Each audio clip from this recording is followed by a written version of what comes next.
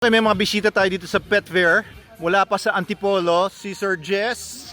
Ayan, ang kanyang girlfriend ba? Girlfriend. Si Trixie, tama ba? Trixie. At saka si Sir Ken, mga tiga Kanin, anong pangalan ng grupo nyo? Band Building Trust. Kanin Band Building Trust. At meron silang dalang tatlong Belgian Malinois dito.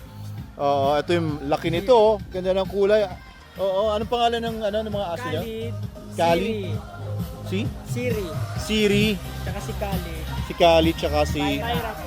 Tyra. Ayan, mga magaganda mga Belgian Malinois. Mga trained daw nila sa basic advanced obedience at saka protection. Ngayon, meron kasi tayo ditong trainers at si Albert ay nakasuot na rin ng bite suit o ng bite pants at saka ng sleeve. Ite-testing daw natin. Ayan, testing natin yung mga dogs nila.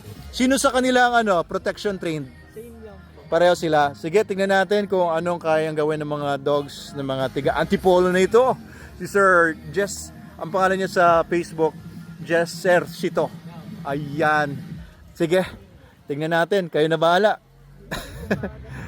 Okay, video natin. Tapos i-upload natin kung anong magagawa nito mga dogs natin, ng mga bisita natin all the way from Antipolo here sa Manalo Resort Hotel. Ayan, mukhang alerto na itong pangalan na aso nito? Tyra po. Si Tyra.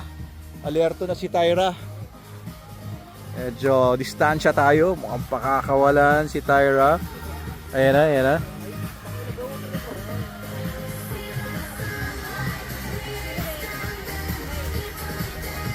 Kapit ng konti. Ay ating decoy, si Albert.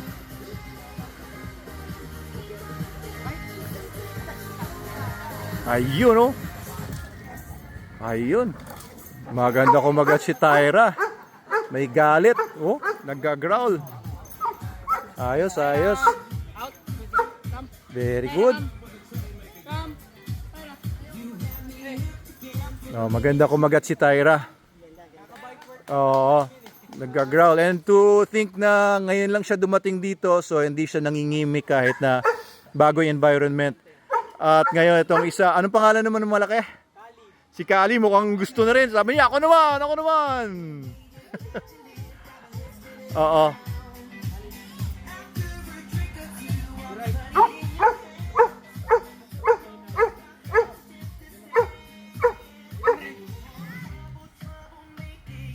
Good dog.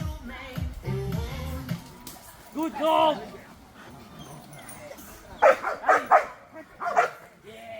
Ayan, although hindi natin rin recommend na mag-off leash dito because this is a public place.